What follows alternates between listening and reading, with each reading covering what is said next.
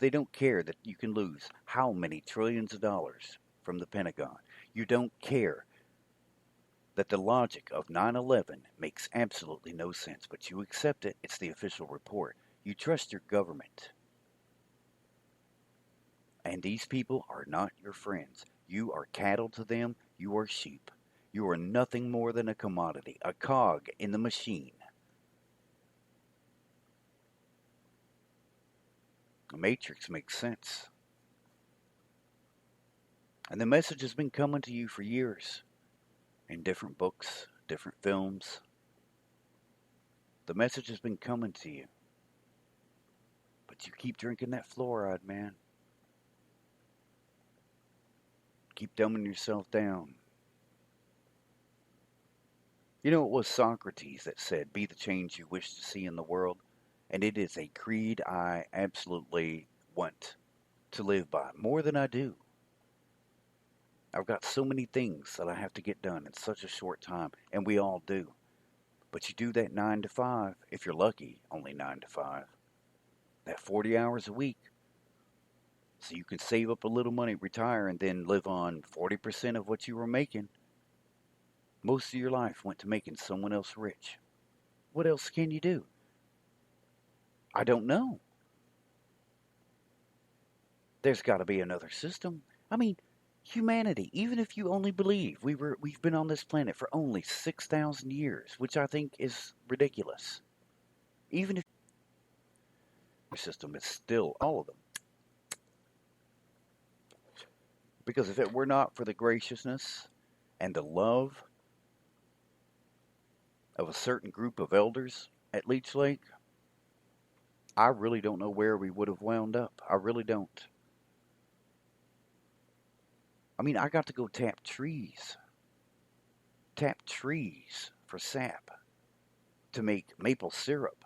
And oh my God, maple candy, oh my God. And I know I overuse that phrase because, I'll make up a new one.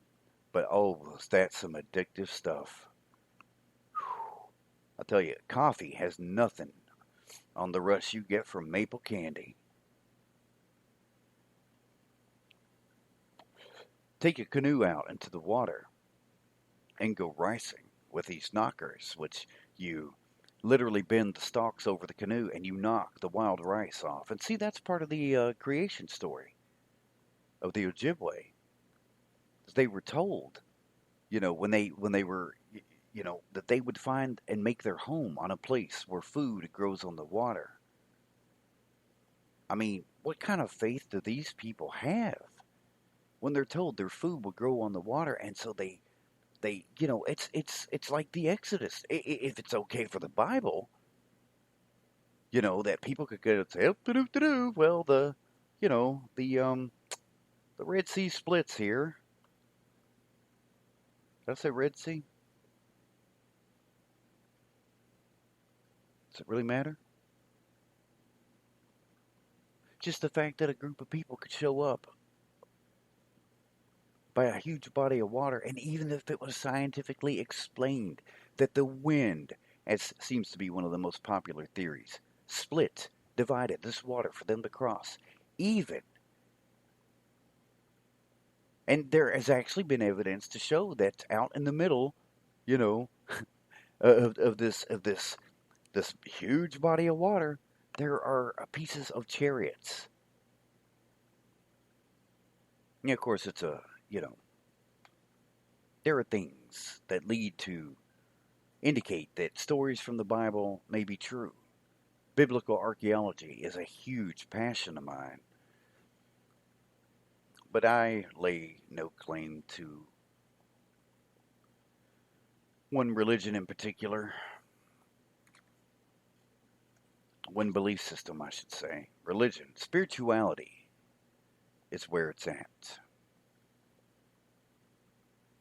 You have to be spiritual. You cannot exist without spirit. You cannot.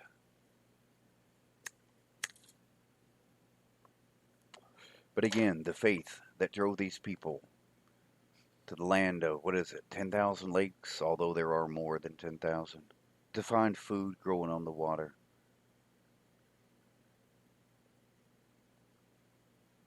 It's absolutely amazing. And the white way is still attempting to crush. I would give anything but my measly little disability after my bills are paid. I've got no money, got no bucks for buckskin, as Gary Farmer said in Powell Highway, one of the greatest movies ever. Smoke Signals, another one. Oh, that's a great movie. Gary Farmer, freaking genius. I would be out there. I would be at Standing Rock today, and I wouldn't leave. Here's the thing, I know I could actually go flat broke, and I'll bet you I would eat, because I sure didn't have money on the res, not till my wife got a job at the casino. I'll tell you what, those casinos are not friends of the inhabitants of that reservation. They aren't.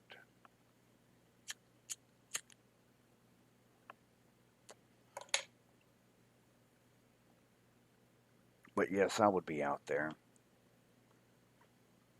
Somebody, I mean, there's a solidarity, a unity between people of a like spirit and a like mind that is unseen in the white world. Oh, they have it in churches. They do. As long as you belong to that denomination. It seems that the churches are conditional. I mean, I want to believe in their stories of giving. But I'll tell you, here's my experience. Here's my experience. I can do what I can to change the state of my existence. But I have one of the things I used to fail at was communicating my plight, communicating to those to whom I mean so much my situation, the direness of existence, of having to return to a place to endure psychological and mental and emotional abuse again. Because being on disability, you get divorced. Well, didn't wind up with much. The vehicle, no. The cat, no. You know, uh, very little clothing, and at that time, and some basics. But it's just stuff. It is just stuff. And sometimes it can weigh you down because now I want to be so freaking nomadic.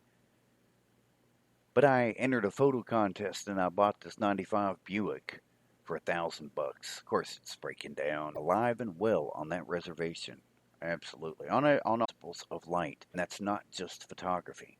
That is the energy that resides within us all, the energy that we are, temporarily existing in these corporeal bodies.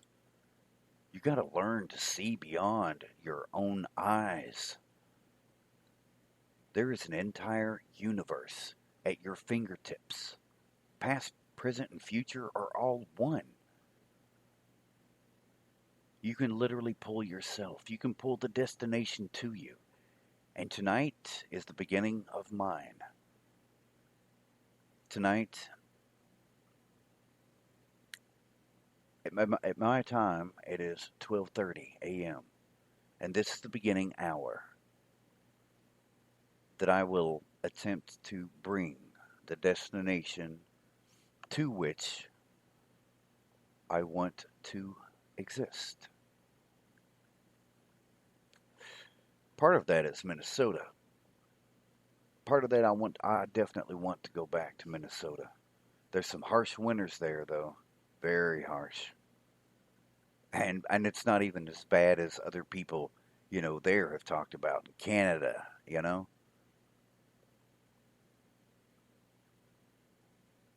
But as I said, be the change you wish to see in the world because no one else is going to step up. And conveying to these other people the bad the terror, the pure terror of having to relive my abusive childhood because I had no money to go anywhere else. So I come back to the family farm and have to endure all the same crap that I did as a kid. while my felonious brother sits in prison for child molestation, not once, not twice, and attempting to procure a minor over the internet. He is the favorite. He is the one who supersedes all. We both have terminal illnesses, but he matters more. And all I've asked is a way out of here, right now. The crappiest apartment. The crappiest apartment in the crappiest part of town. And to be perfectly honest, I have an annual pass for the Daniel Boone National Forest. Literally, I can camp anytime I want. That forest is open year round. I can pitch a tent in the dead of winter, which is nothing here. Cold, I mean, what? I don't think, um, with the wind chill, I don't think I could use their showers or a campground run by a friend. He's like, yeah, come on up here. You can use all the laundry facilities and showers, whatever you want. Food is not a problem. I mean, it's just not. Technically, nature will provide you everything you need to live if you're willing to do it.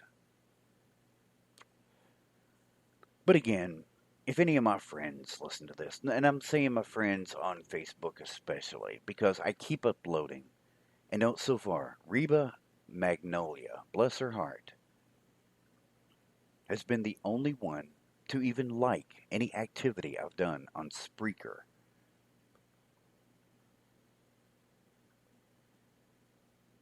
She's a very opinionated person. When I get some more high speed data, maybe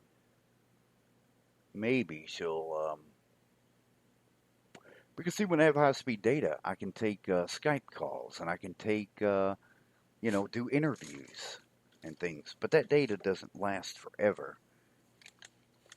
Because this last time I tethered my laptop and stupid Windows 10 decided to update, even though I tried to get it to not update. So it took almost all of my data in 3 days.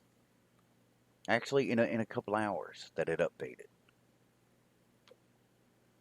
Oh, yeah, there is the option of satellite internet, but that's expensive. Again, disability.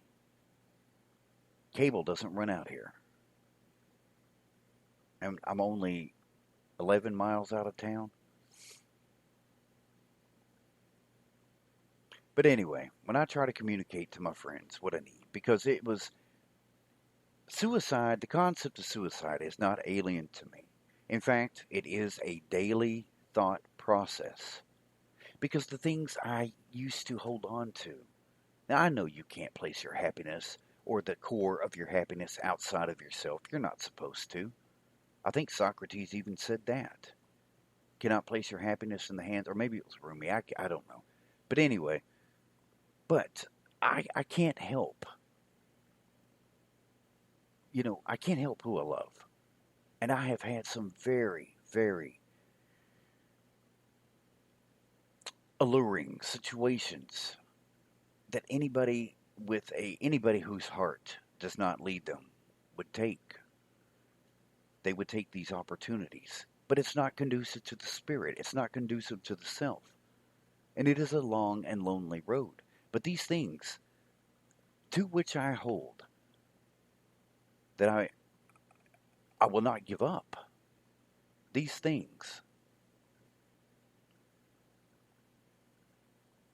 they need to lead me to the one direction, the one high place. Because I feel so invisible. I feel so forsaken. Is it any wonder that in the book, the good book, that Jesus says, Father, why have you forsaken me? Because I've been asking that question for 44 years.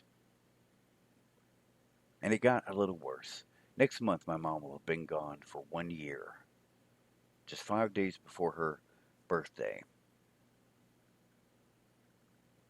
And immediately after